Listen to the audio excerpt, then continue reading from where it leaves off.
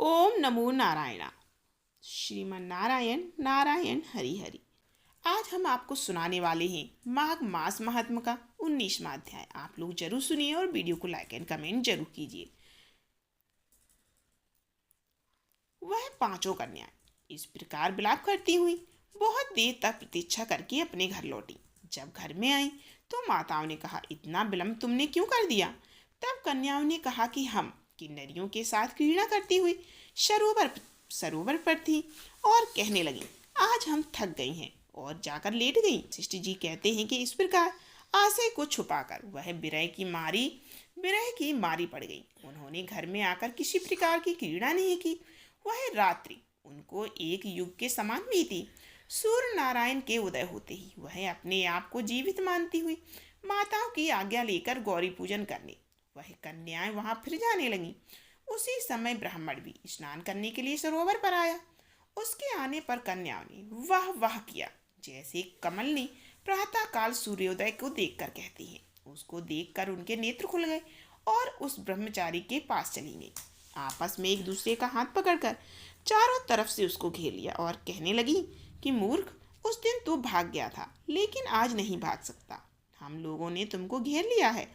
ऐसा वचन सुनकर बाहु पास में बंधे हुए ब्राह्मण ने मुस्कुराकर कहा, तुमने जो कुछ कहा सो ठीक है, परंतु मैं तो अभी विद्याभ्यास और ब्रह्मचारी हूँ। गुरुकुल में मेरा विद्याभ्यास अभी पूरा नहीं हुआ है। पंडित को चाहिए कि जिस आश्रम में रहे उसके धर्म का पालन करे। इस आश्रम में मैं विवाह करना धर्म नहीं समझता। अपने व्रत का पालन करके और गुरु की आज्ञा पाकर ही विवाह कर सकता हूँ, उससे पहले नहीं कर सकता। यह बात सुनकर वह कन्या इस प्रकार बोली जैसे बैसाख मास में कोयल बोलती है। वह कहने लगी कि धर्म से अर्थ, अर्थ से काम और काम से धर्म का फल का प्रकाश है। ऐसा ही पंडित लोग और शास्त्र कहते हैं। हम काम सहित धर्म की अधिकता से आपके पास आई हैं, सो आप पृथ्वी के सब भोगों को भोगिए। उस ब्राह्मण ने कहा, तुम्हारा वचन सत्य है, किंतु मैं अपने व्रत को समाप्त करके ही विवाह कर सकता हूँ, पहले नहीं कर सकता। तब वे कन्याएं कहने लगी कि तुम मूर्ख हो। अनोखी औषधि, ब्रह्म बुद्धि, रसायन सिद्धि, अच्छे कुल की सुंदर नारियां तथा मंत्र जिस समय प्राप्त हो उस समय ही ग्रहण कर लेना चाहिए। कार्य को टालना अच्छा नहीं होता। केवल भाग्य वाले पुरुष ही प्रेम से पूर्ण अच्छे कुल में उत्पन्न होकर स्वयंवर चाहने वाली कन्याओं को प्राप्त होते हैं। कहाँ हम अनोखी नारियां, कहाँ आप तपस्वी बालक। यह बेमेल का मेल मिलाने में विधाता की चतुराई है। इस कारण हम आप लोगों के साथ गंधर्व विवाह कर लें। आप हम लोगों के साथ गंधर्व विवाह कर लें। इनके ऐसे वचन सुनकर उस धर्मात्मा ब्राह्मण ने कहा कि व्रती रहकर इस समय विवाह नहीं करूंगा। मैं स्वयंवर की इच्छा नहीं करता। इस प्रकार उनके वचन सुनकर उन्होंने एक दूसरे का हाथ छोड़कर उसको पकड़ लिया। सुशील और सुस्वरा ने उसकी भुजाओं को पकड़ लिया। सुतारा ने आलिंगन किया और चंद्रिका ने उसका मुख चूम लिया। परंतु फिर क्रोधित होकर उस ऋषि ने उनको श्राप दे दिया कि तुम डायन की तरह मुझसे चिपटी हो, इस कारण तुम पिशाचनी हो जाओ। ऐसा श्राप देने पर वह उसको छोड़कर अलग खड़ी हो गई। उन्होंने कहा कि हम निरपराधियों को वृथा क्यों श्राप दिया है तुमने? तुम्हारी इस धर्मज्ञता पर धिक्कार है। प्रेम करने वाले से बुराई करने वाले का सुख दोनों लोकों में नष्ट हो जाता है। इसीलिए तुम भी हम लोगों के साथ पिशाच हो जाओ। तब वे आपस में क्रोध के कारण सरोवर पर पिशाचनी हो गए और बस पिशाचनी कठिन शब्दों से चिल्लाते हुए अपने कर्मों को भोगने लगे। वशिष्ठ जी कहने लगे कि हे राजन, इस प्रकार वह पिशाच उस सरोवर के इधर उधर फिरते रहे। बहुत समय पश्चात मुनियों में श्रेष्ठ लोमस ऋषि पौष शुक्ल चतुर्दशी को उस आच्छोद सरोवर पर स्नान करने के लिए आए।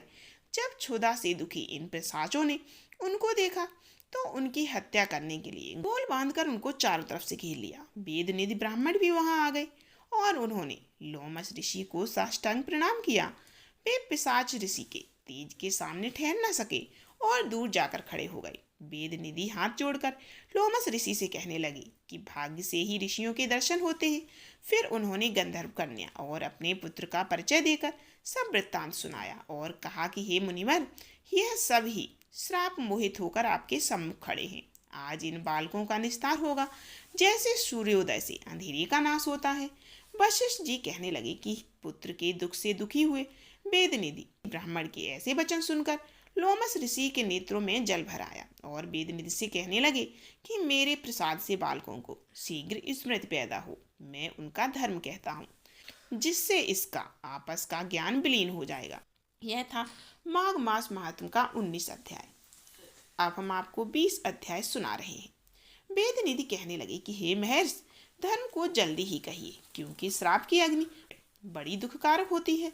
लोमस ऋषि कहने लगे, यह सब मेरे साथ नियम पूर्वक माघ में स्नान करें, अंत में यह श्राप छूट जाएंगे।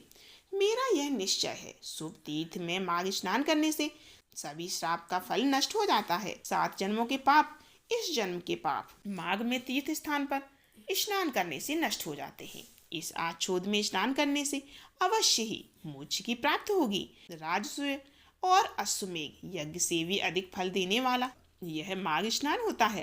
अतएव संपूर्ण पापों का सहज ही नाश करने वाला माघ स्नान क्यों न किया जाए। माघ स्नान क्यों न किया जाए। यहाँ पर समाप्त होता है हमारा आज का माघ मास महात्म का 19 और 20 अध्याय। अगले अध्याय सुनने के लिए प्लीज़ मेरे चैनल को सब्सक्राइब कर लीजिए, वीडियो को लाइक कीजिए और कमेंट जरूर कीजिए। राधे राधे।